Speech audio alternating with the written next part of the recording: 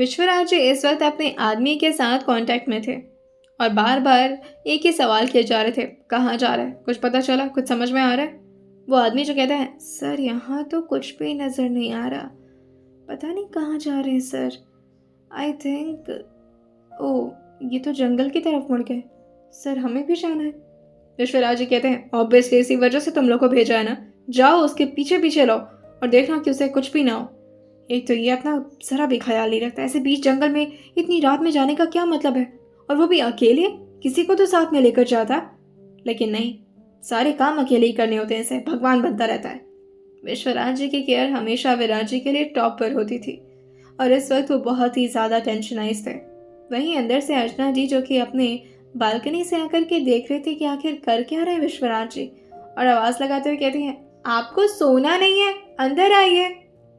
वो अपना हाथ दिखाते हुए कहते हैं, आप सो जाइए, हम बस आते हैं, 5 मिनट बस। और ये बोल करके वो भी फ़ोन पर ही लगे हुए थे और पूछते हैं, अब कहाँ गया वो, क्या कर रहा है। दूसरी तरफ से आवाज़ आती है, सर वो बस चलते ही जा रहे हैं, चलते ही जा रहे हैं, कहीं रुक ही नहीं रहे, पता नहीं कहाँ जाना।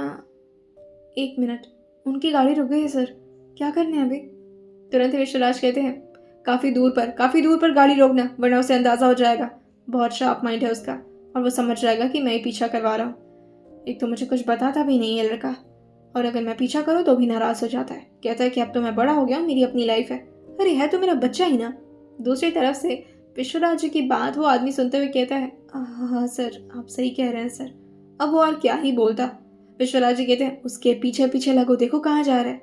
लेकिन अविराज तो इस वक्त उन्हीं लोग की गाड़ी की तरफ आ रहे थे, और जैसे ही वो आदमी ने नोटिस किया था कि अविराज तो अपने हाथ में गन लेकर के उसी गाड़ी की तरफ बढ़ रहे हैं, वो तुरंत ही घबराते हुए कहता है, सर उन्हें पता चल गया शायद, वो हमारी तरफ ही आ रहे हैं, वो भी बंदूक लेकर, सर हम मरने वाले हैं सर।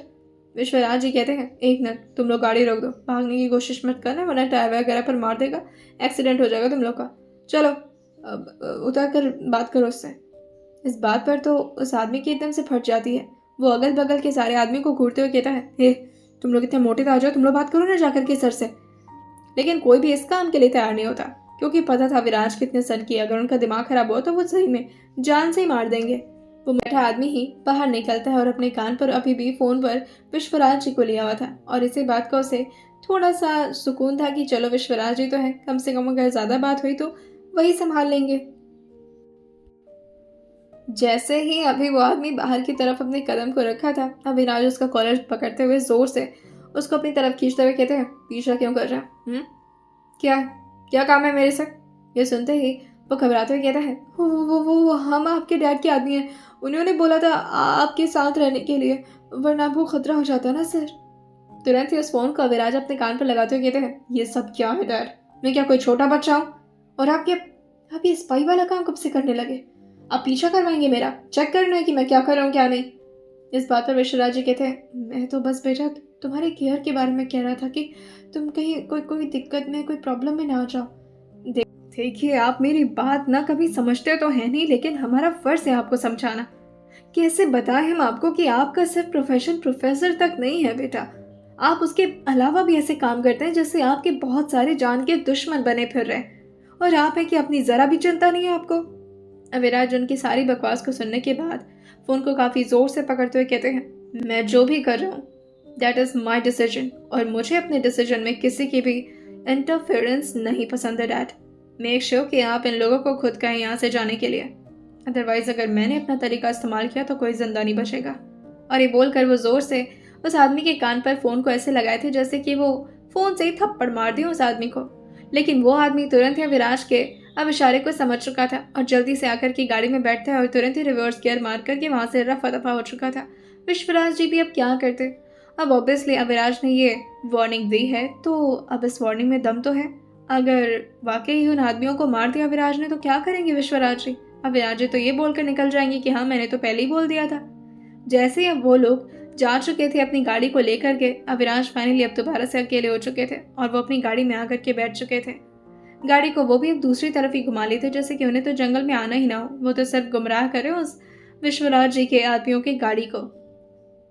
आधे घंटे की ट्रैवलिंग के बाद उनकी गाड़ी रुकती है हॉस्पिटल पर, और जैसे ही वो अपनी गाड़ी को रोके थे तुरंत ही वहाँ के कुछ स्टाफ जो कि आ जाते हैं उनके आसपास, लेकिन अविराज सबको रोकते हुए कहते हैं कोई मेरे साथ नहीं रहेगा, किसी को पता नहीं चलना चाहिए कि मैं कौन हूँ। और वो बस अपने मुंह पर मास्क लगाए हुए 4th फ्लोर पर पहुंचते हैं, जहाँ एक ऑपरेशन थिएटर था। अभी वहाँ पर ऑपरेशन की प्रिपरेशन चल ही रही थी, लेकिन अविनाश ने काफी गुस्से में वहाँ के दरवाजे को खोल दिया था। अभी वो अंदर आते, लेकिन सारे डॉक्टर्स जो कि उनकी तरफ एकदम से घूरते हुए कहते हैं ये क्या तरीका है, आप ऐसे कैसे आ सकते हैं अंदर, ऑपरेशन थिएटर, ये कोई मजाक नहीं हो रहा।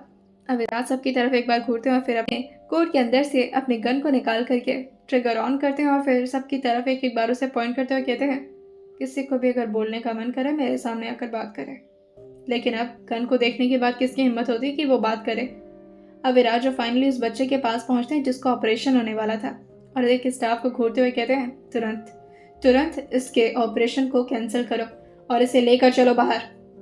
हेड डॉक्टर जो कि एकदम से हैरान थे कि आखिर ये क्या तरीका है, वो तुरंत ही आकर के अविनाश के सामने खड़े होते हुए कहते हैं देखिए ये किसी की जिंदगी और मौत का सवाल है, आपको जो करना है आप जाकर के बाहर करिए सर, यहाँ पर इस बच्चे के हर्ट।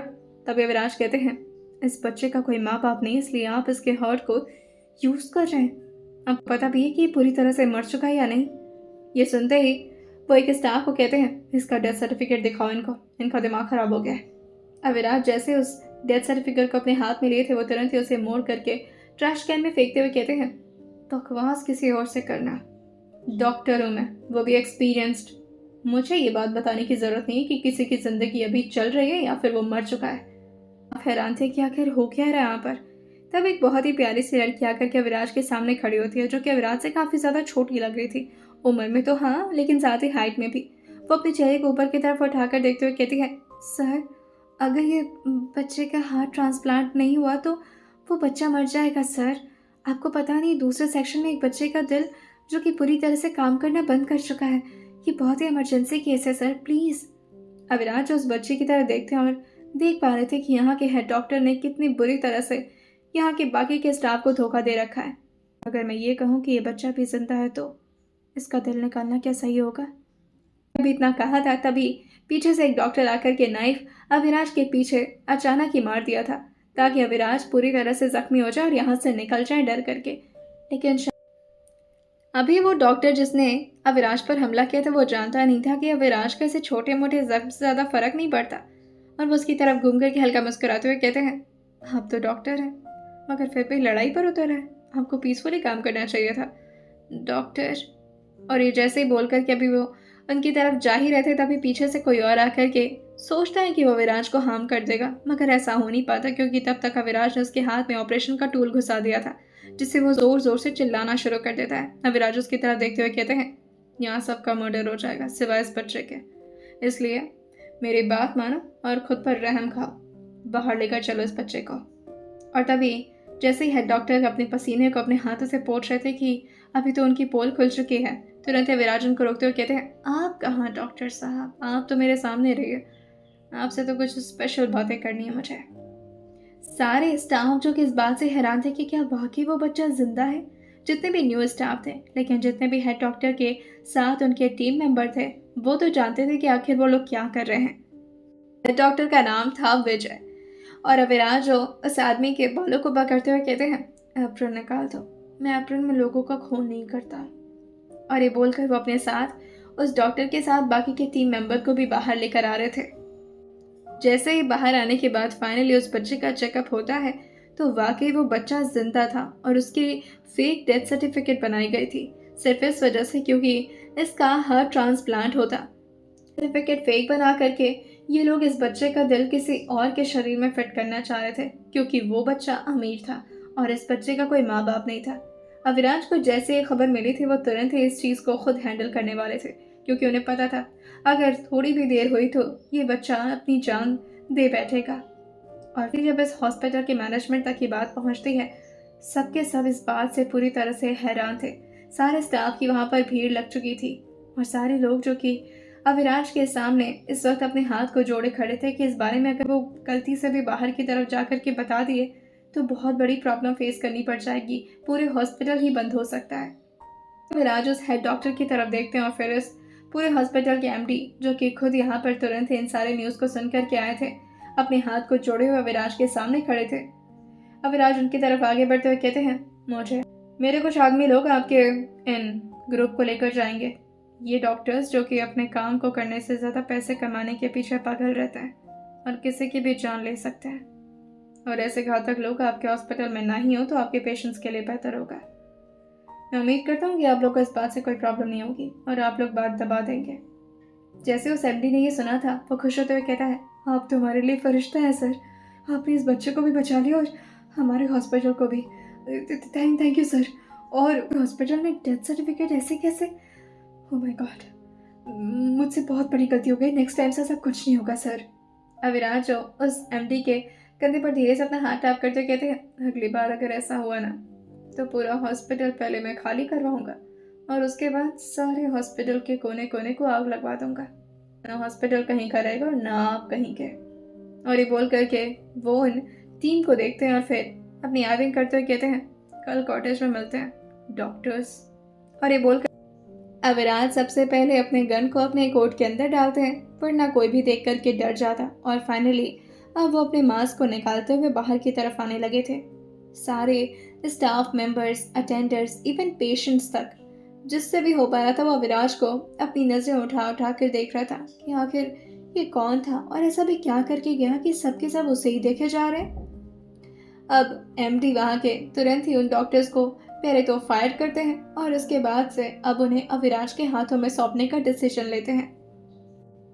जिस बच्चे की जिंदगी बचाने की बात हो रही थी वो काफी बड़ा पॉलिटिशियन था और अपना बच्चा वो किसी भी हालत में खोना नहीं चाहता था। अब उसे हर्ट तो यहाँ पर मिल नहीं पा रहा था, जिसकी वजह से उसने इसी तरह का फालतू इंतजाम करवाया। एक बच्चे को पहले किडनैप करवाया और उसके बाद जबरदस्ती उसके एक्सीडेंटल केस बना करके उसको डेथ सर्टिफिकेट दिलवा दिया, जैसे कि वो वाकई मर चुका हो, लेकिन बस वो बेहोश था। अब हेड डॉक्टर मिले हुए थे, जिसकी वजह से कोई भी इस बारे में ज़्यादा तहकीकात नहीं करता, लेकिन वो तो अविराज को न जाने कहाँ से ऐसी इन्फॉर्मेशन मिल गई थी। फाइनली अब अविराज अपने घर को लौटे थे, लेकिन घर लौटते लौटते उन्हें सुबह के अब 3:30 बज चुके थे।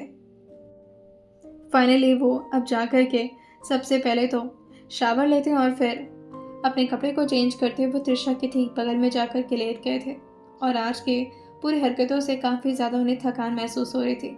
उन्होंने इस वक्त अपने ऊपर कुछ भी नहीं पहना था, बस ट्राउज़र ही पहने थे वो। और फाइनली अब वो भी अपनी हल्की फुल्की नैप लेना शुरू करते हैं अपनी आंखों को बंद किए हुए। लेकिन जैसे ही वो अपनी आंखें बंद करते, न जाने कि उनकी आंखों के सामने कुछ अजीब अजीब से नज़ारे घूमने लगते, जैसे कि किसी की चीखें, किसी का एक्सीडेंट, किसी का खून। अविराज तुरंत ही अपनी आंखें खोलते और फिर घबरा करके उठकर बैठ गए थे और एक गहरी सांस भरते हुए कहते हैं, "उफ, एक काम करता हूँ, आज का सोना स्किप कर देता हूँ। ऐसे भी नींद तो आनी से नहीं रही मुझे।" लेकिन जैसे अभी वो त्रिशा की तरफ मुड़कर देखे थे, अपने चेहरे पर हल्के से स्माइल लिए हुए जिस तरह से वो प्यार से सो रही थी, कभी अपनी आंखें हल्की हल्की ब्लिंक करती जैसे कि नींद में ही उठ जा रही हो। और उसके मुंह पर जो आ रहे थे उसके घुंघराले बाल। अविराज अब उसके लिए थोड़ी देर और लेटते हैं और उसकी तरफ देखते देखते वो प्यार से उसके गालों पर अपने हाथों को सहलाए जा रहे थे। कितना बुरा होना मैं, सबको कितना तंग करता हूँ, कितना परेशान करके रख देता हूँ सबको। मेरे हाथों ने न जाने कितने खून किए हैं त्रिशा। ये सारी बातें जब तुम्हें पता चलेंगी, क्या तब भी तुम मेरे साथ ऐसे रह पाओगी? प्लीज़ मेरे साथ रहना। मुझे तुम्हें नहीं खोना किसी भी कीमत में। और फिर वो उसका हाथ पकड़ते हुए कहते हैं, आई नो मेरी जहन्नुम से दुनिया में तुम एक प्यारी सी सुकून हो मेरी, बट प्लीज़ मेरे साथ रहना। और ये बोलकर वो यूँ ही उसके हाथों को अब जब तक हो पाया था तब तक सहलाए थे और उसके बाद धीरे धीरे वो अपनी आंखें बंद कर लिए थे, क्योंकि उनकी भी आंखें तो भारी हो ही रही थी। वैसे भी वो 2 से 3 घंटे ही सोते थे हर दिन, लेकिन उतना भी सोने के लिए उन्हें स्लीपिंग पिल्स की ज़रूरत पड़ती थी। इतना कुछ उन्होंने अपने बचपन में ही देख लिया था कि अब उन्हें इन सारी चीज़ों की आदत तो हो गई थी, लेकिन आंखें बंद करते ही उनका वो बचपना याद आ जाता है, जो कि बहुत डरता था इस खून खराबे से। लेकिन अभी वो त्रिशा के हाथ को पकड़े हुए थे, जिससे उन्हें इस वक्त अपनी आंखों के सामने सिर्फ और सिर्फ त्रिशा ही नजर आ रही थी, उसकी बातें, उसकी हरकतें। और जब वो उसके बारे में सोचते थे, सारी टेंशन गायब हो जाती थी अविराज की। ऐसे करके अविराज जो बस अभी अपने आंखों को यूं ही 1 से 1.5 घंटे बंद किए थे और जैसे ही 5 बजे थे, हर दिन की तरह अविराज को उठना था। लेकिन अभी अविराज उठ पाते तभी इस वक्त उन्हें महसूस होता है कि इस वक्त कोई उनके पीछे बैठा हुआ है और सामने तो कोई है ही नहीं। मतलब तृषा उनके पीछे जाकर बैठी हुई थी। और जैसे अभी वो अपनी आंखें खोल पाती है, तृषा तुरंत ही कहती है, रुकिए, उठिएगा नहीं अभी, ऐसे ही रहिए, और एक काम करिए, आप पेट के बल लेटिए। तो अविराज जो कि उसको ऐसे चिल्लाता हुआ सुनकर कहते हैं, क्या हुआ है, उठने दो मुझे। लेकिन अभी वो फिर से उठने की कोशिश करते, तभी तृषा जोर से उनके पीठ पर अपने हाथ को रखती और उन्हें दबाते हुए कहती है, आप ऐसे लेटिए ना। और फिर फाइनली वो आकर के अब उनके बैक पर ही बैठ गई थी। तृषा इस वक्त उनके उसी शोल्डर पर लगे जख्म को अपने हाथों से क्लीन कर रही थी और वहां पर क्रीम लगा करके अभी वो उसे ठीक करने के बारे में सोच ही रही थी। तभी अचानक विराज उसके हाथ को पकड़ते हुए कहते हैं, क्या कर रही हो, रुको, और तुम मेरे ऊपर क्यों बैठ गई हो। तृषा इस वक्त उनके बैक पर ही बैठ चुकी थी और बैक पर ही बैठ करके तो आराम से वो उनको अच्छी तरीके से क्लीन कर पाती और साथ ही उनके जख्म को ठीक कर पाती। लेकिन तभी तृषा चिल्लाते हुए कहती है, तो अगर आपके बैक पर ना बैठो तो कहाँ बैठो, आपके सर पर। अविराज अचानक एकदम से उठ गए थे, जिससे तृषा भी एकदम से डिसबैलेंस हो पाती। अविराज उसको कमर से पकड़ते हुए अब बेड पर ऐसे गुड़ियों की तरह बैठाते हुए कहते हैं, क्या है और क्या जरूरत है इन सारी चीज़ों की, मैं ठीक हूँ यार। और फिर वो अचानक उसकी तरफ फिर से मुड़ते हैं और उसके चेहरे के करीब आते हुए कहते हैं, व्हाट अबाउट फेस। जैसे तृषा ने सुना था वो कहती है, क्या। अविराज उसे कहते हैं, तुम पूछ रही थी ना कहाँ बैठूं, so what about my face madam. ये सुनते तृषा कहती है, क्या आप पागल हो गए, क्या बोल रहे हैं। अविराज उसे कहते हैं, तुम्हें बहुत चीज़ें सिखानी है, बहुत ज़्यादा चीज़ें, चलो उठो, कॉलेज नहीं जाना तुम्हें। तृषा का हाथ पकड़ते कहते हैं, आप पहले ये बताइए आपको इतनी चोट कैसे लगी, हर वक्त मजाक करते रहते हैं आप, बताइए कितना जख्म है यहाँ पर, कितना बड़ा कट लगा है आपको, खून बह रहा था रात में भी मैंने जब देखा था। तो अविराज से कहते हैं, रात में तो मैं यहाँ था ही नहीं, इसको कैसे दिख गया। खैर लग गया होगा यार थोड़ा बहुत, गाड़ी में शायद उतरा तो कहीं कहीं से लग गया होगा, छोड़ो। इस बात पर तृषा उनका हाथ पकड़ते हुए कहती है, ऐसे कैसे छोड़ो, अगर मुझे लग जाती इतना तो। अविराज उसकी तरफ घूरते हुए कहते हैं, तुम्हें किससे लगेगी चोट, हाँ, तुम्हें कैसे लगेगी चोट, मैं लगने दूंगा। इस बात पर तृषा कहती है, हाँ तो आपको लगी तो मुझे बुरा नहीं लगेगा, मुझे तकलीफ नहीं होगी, आपको दर्द नहीं हो रहा है क्या। आपको दर्द हो रहा होगा बट आप कभी बताते भी तो नहीं है, थोड़ी देर ऐसे ही रहिए, मैं फूंक मार दूँ। अविराज उससे कहते हैं, कोई ज़रूरत नहीं है आपकी फूंक मारने की, अभी मैं जा रहा हूँ, बॉडी वॉश से अच्छे से क्लीन कर लूँगा, ठीक हो जाएगा, और इतना छोटे मोटे जख्म को कौन देखता है, पागल हो क्या। तृषा इस बात पर अपने दिल पर धीरे से हाथ रखते हुए कहती है, मुझे डर लग रहा है, खून ज़्यादा बह गया तो आपको खून की कमी हो जाएगी, एनीमिया हो जाएगा आपको। अविराज अपने सर पर हाथ मारते कहते हैं, हे भगवान, इसे तो कभी चोट भी नहीं दिखा सकता अपनी, कितना डरपोक है ये।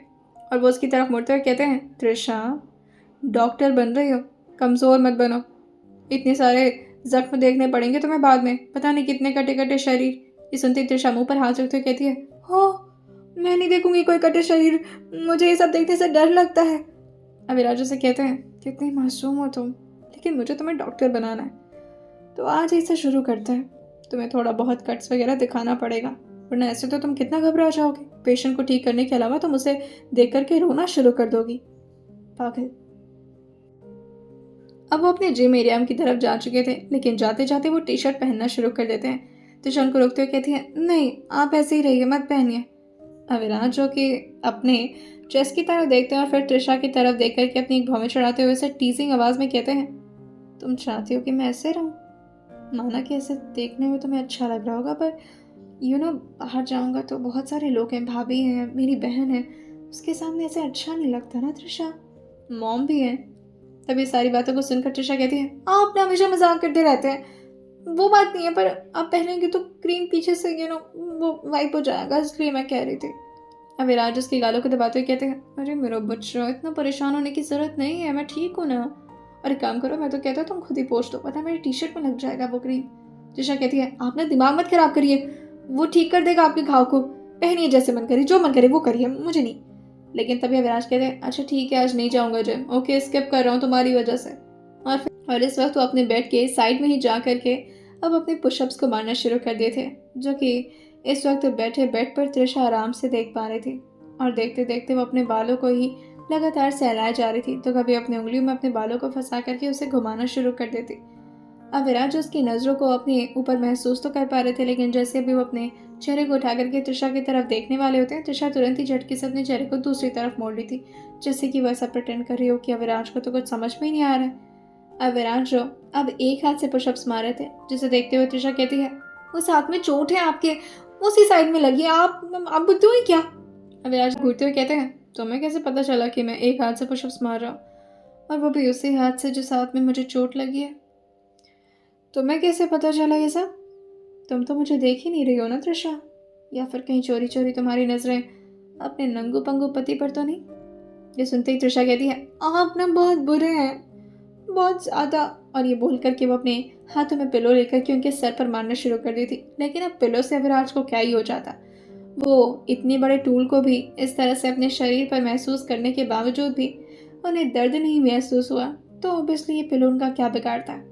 अब उसी तरह से अब वो एक हाथ से अपने 50-50 पुशअप्स को कंप्लीट करते हैं और फिर खड़े होते हुए कहते हैं, आज पैर का कोई एक्सरसाइज नहीं कर पाया सिर्फ और सिर्फ तुम्हारी वजह से। उफ, अगली बार से इतना नहीं घबराना तुम, मैं जा रहा हूँ थोड़ी देर जॉगिंग। ओह नो, मैं तो जॉगिंग भी नहीं कर सकता। और फिर वो अपने चेस्ट की तरफ देख कर कह रहे थे ये बात। तभी त्रिशा से कहते हैं, आओ थोड़ी देर तुम्हें उठा लूँ। ये सुनते त्रिशा कहती है, क्या? अब विराज से कहते हैं, अब ठीक तरीके से वर्कआउट तो हो नहीं रहा, तो एक काम करो, मेरी डंबल बन जाओ और आओ मेरे पास आओ। ये सुनते त्रिशा जो कि और ज़्यादा पीछे खिसकते हुए कहती है, आपका दिमाग में भी चोट लगाई क्या? पागल वागल हो गए, अजीब अजीब सी बातें कर रहे, पहले कह रहे चेहरे पर बैठ जाओ, फिर कह रहे हैं कि ऐसे डंबल बन जाओ। मैं नहीं बनूंगी। अब विराज उससे कहते हैं, तुम बनोगी कैसे नहीं, डंबल को हक नहीं है मेरे कि वो मना कर पाए। और ये बोल कर कि वो अब दोनों हाथ से त्रिशा को उठा चुके थे और फिर उसे डंबल बना करके वाकई वो इस तरह से उठा रहे थे जैसे कि त्रिशा 10 किलो की बच्ची हो, लेकिन ऐसा तो था नहीं।